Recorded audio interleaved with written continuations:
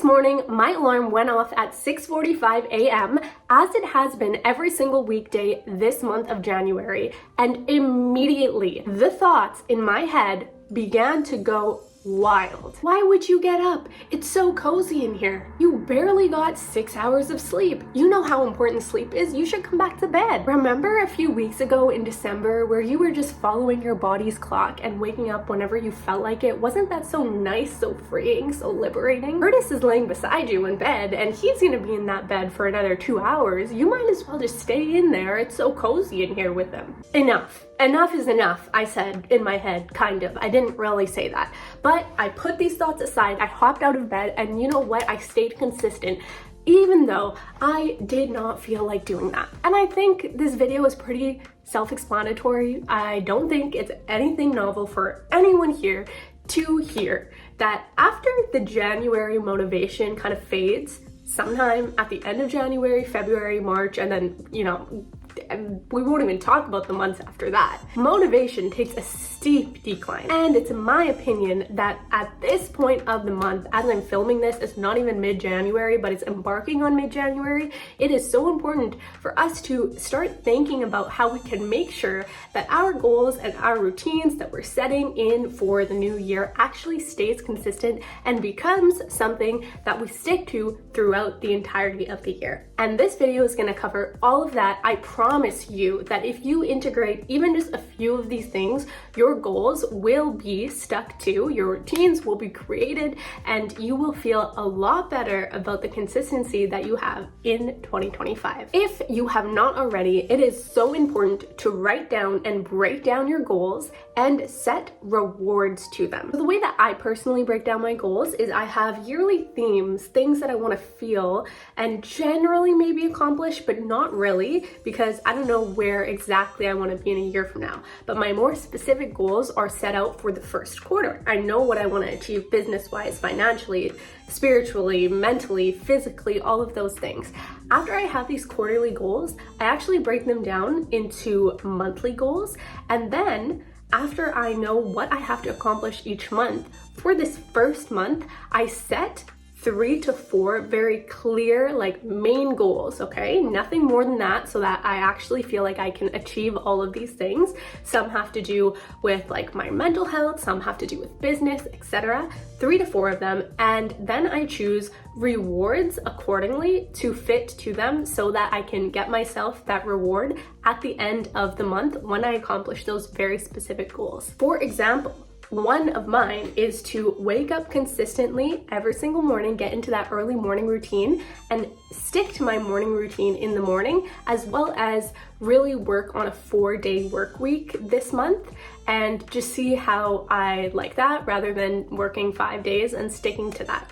And obviously that doesn't really have to tie into financials or anything like that, but that is something that I want to stick to and I want to integrate. And when I accomplish that, I wrote down, I'm pretty sure for that goal, I'm gonna go buy myself and Curtis a smoothie from our gym. They're really expensive smoothies that I don't usually get, but that's something small that I'm gonna treat myself with and something that I get to look forward to because I actually accomplished this goal. So it's a little bit of a motivator. Something really important for this is that I am setting these rewards for the end of the month so that there is some proximity there. It's not like these rewards are coming at the end of the year or even at the end of the quarter, where throughout the journey it might feel like those rewards are a little bit too much in the distance, where I don't maintain that determination to achieve them. So anyways, setting rewards according to the goals that you have within that month that you are in will definitely keep you somewhat on track, paired with the other things I'm about to share. The next thing you gotta do is you need to identify your why in order to push through the discomfort that is inevitably going to come when you try to stick to new routines, new goals, new whatever it is that you're trying to stick to, because they're foreign to you right now. That's how I started this video. I'm sure you've been there trying to wake up early or doing something at a certain time that you're not used to, and then in the moment your brain starts making these excuses, sometimes things that seem extremely valid, but they go against what you set out the day before when you weren't just tired and in bed. So it's so important to identify why you are even trying to start these routines in the first place. There is a broader why, of course, like I want to be a healthier version of myself, for example. I want to be a happier version of myself, like these bigger whys as to why you are doing anything, for sure. But when I am saying in this video, in addition to those larger whys that you should have when you are setting goals, having the why as to you are going to do something that may be a short-term why. So for example, let's just use the waking up early example. I want to wake up Monday to Friday, every single Monday to Friday this January at 6:45 a.m. And the reason why is because I know that for many years I was waking up really early, which the past year or two I actually haven't been. But when I was in my phase of waking up really early, that was such a special time for me in those mornings. And it made me feel so good to wake up early and dedicate some time to myself and to my well-being. And I know that in order for me to start doing that and see if it'll bring me that level of fulfillment again, I need to force myself to wake up at a certain time. Even if I don't get 8 hours of sleep, which is also something that I extremely value. However, for the month of January, I am going to put that aside because if I can't fall asleep one night and then I use that as an excuse, like this morning, to sleep in, all that's gonna happen is that tonight, I will not be able to fall asleep at the time I need to because I slept in, and it's gonna be a repetitive cycle. So I know that my why is that I want to wake up at 6:45 a.m. every single Monday to Friday this month so that I can test out if it makes me feel the way it felt before when I was doing it. And if it doesn't, that's okay, I can readjust my goals. However, for now, my why is because I need to do this as a test and then decide at that point. And because I have that why, in the morning, when my brain starts going off and making these really extremely convincing reasons as to why I shouldn't get up, I don't listen to that because I know my why. Now, I briefly alluded to this next step, which is to ensure that you have times in your calendar that you have scheduled to reevaluate your goals. If you are someone who is watching this video, someone who reflects on themselves, who sets goals in the first place, you are probably someone who experiences consistent growth and consistent learning and evolving. And because of that, who you are at the beginning of a year is not exactly who you are going to be halfway through that year. So it is honestly okay, in my opinion, for your goals and for your routines to transition and shift away from what you had outlined at the beginning of the year, because you will be changing. However, the worst thing that can happen is if you are making changes to these goals and to these routines you set out while you are in an emotional state. For example, deciding to wake up at 6:45 a.m. every single morning and then deciding at 6:45 a.m. one morning that you no longer want to stick to that routine. That is an extremely emotionally based way to make a decision. However, scheduling time to reflect and reevaluate your goals would look like knowing at the end of the month, let's say January 30th, you have scheduled in your calendar, literally like a date with yourself that you are not going to move, to go to a cafe or go to a place in your home that you don't usually go to and put yourself into a state that is more objective and reflective, and look at the past month and see how your new routines and your new habits have impacted your life and whether they are something you want to stick to because it has positively impacted you a lot, or if there are things that need to change in that and that you really actually don't like to wake up in the morning and you were feeling so much more fulfilled and you got so much more done in terms of what you wanted to do when you were waking up at 8 a.m. because in the evenings you have a lot of energy when you do that, for example. So then deciding to shift your schedule to this new thing that you just reflected on.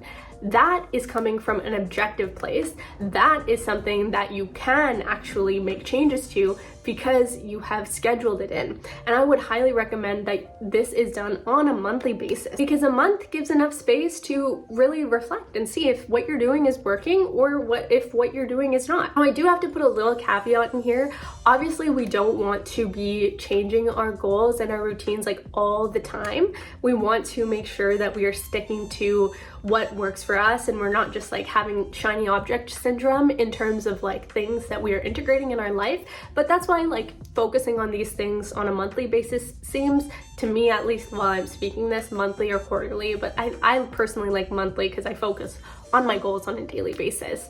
It seems like something that is okay to do on a monthly basis. The next step is something that I'm sure many of you have heard of before and I've spoken about in a lot of different videos, but it's habit stacking. You know, stacking those new habits you want to integrate with old ones that already exist, but also having them in sequence with newer ones. So for example, in the morning, I have been waking up, you know, brushing my teeth, and then I want to be doing my makeup and getting ready for the day every single day. So I make sure that I do that after I write in my gratitude journal, which I also have been trying to integrate every single day, and I make sure to write in my gratitude journal after I wake up at 6:45 a.m., which I have been doing every day, for example.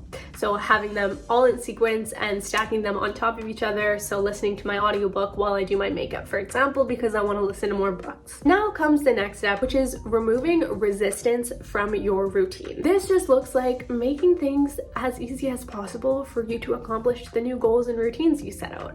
For example, when I'm waking up at 6:45 a.m., I promise you I have like other goals, by the way, and other things that I'm working on. It's just this one is very, very relevant and helpful as examples in this video. But anyways, when I wake up at 6:45 a.m., the first thing that I do is I pick up the fuzzy socks that are beside my bed and I put them on. And then I put the slippers on that are beside those socks onto my feet. And then I wake up and I put the sweater that I laid out beside me on the bed on. And then I shift into going to the washroom, brushing my teeth, washing my face, all of those things. And the reason I do that is because in the morning, and when I don't want to get up, at least I know that the first 3 things that I have to do are put on things that are cozy, that are gonna make me feel good, and that are right beside my bed. It honestly feels like I'm just sitting in my bed and just enjoying my bed when I'm putting my socks on and putting my sweater on, even though they happen so quick. But like doing little things like that has really helped me to feel like I actually can get out of bed and do the things I need to do, because I'm not immediately hopping out of bed and going right into a cold shower. And I'm not saying you shouldn't do that. I mean, if you want to do that, you have the desire, you have the drive, and you can do that, go ahead. But what I'm saying is you don't need to do that in order to still be working on and working towards your goals. You can do little things to eventually transition to that place if that's where you want to eventually be. And final step in all of this, and this kind of goes with like literally anything that you integrate into your life, a huge way to make this more accessible and more long-term is if you have someone to keep you accountable. An accountability partner is honestly an unmatched thing to have in any aspect of your life, because they're someone who you have to share what you are doing with, and they are going to know if you're doing it or not. So yes, you will have this added layer of feeling like, okay, I actually have to do these things. But even if you don't, you then need to show up and say, hey, I wanted to do this, this, and this, and I did nothing. And you know what? It's gonna hit you a little bit, even if not as much as you think. You still need to speak it out loud, the fact that you did not accomplish these things. And that in and of itself is a really, really good thing to be able to do, because you're not just ignoring the fact that you are not hitting the goals that you have laid out. So finding someone who you can actually share this information with, and vice versa, and scheduling in times, maybe after that solo date at the end of the month that you have to reflect on your goals, to actually share it with each other what you guys are doing. Now, if you haven't checked out my happy hour program, which is literally a steal, it's $1 a month for unlimited calls. This is an insane place where you can meet accountability partners, and we also can keep you accountable. There are live calls with me, with a bunch of other people. It doesn't matter who you are, if you're a business owner, if you're not, if you are self-employed, if you're a law student, if you just like content that uplifts you, goal-setting content, whatever it is, why you found this video. Regardless, check out the happy hour, because there's a lot of accountability that comes with that, and I've linked it down below. Anyways, that is all for this video. I enjoyed making this video because it allowed me to reflect on how I am doing and how I'm going to continue to integrate my goals for January. And let me know if you enjoyed this video. Seriously, the comments make my day. When you comment, it obviously like improves the reach of this video, which I really appreciate as well. But let me know honestly if you enjoyed this video and what you enjoyed about it, because this video is something that could turn into a series of videos because we're talking about goals, and throughout the entire year we could create updated videos on this, and I could even bring in people to talk on it. So would love to hear your thoughts on that, and stay tuned for my next videos. I'm posting consistently every single week, very authentic and aligned content. I would say now it's like the vibe I'm going for. So anyways, if you like this video, check this video out and make sure to send me a comment, like I said, and I read all of them because there's very few of them right now, but like I will continue to read all of them, even when there's a lot one day in future. Okay, that's it from me. Have a great day. I will talk to you soon. Bye.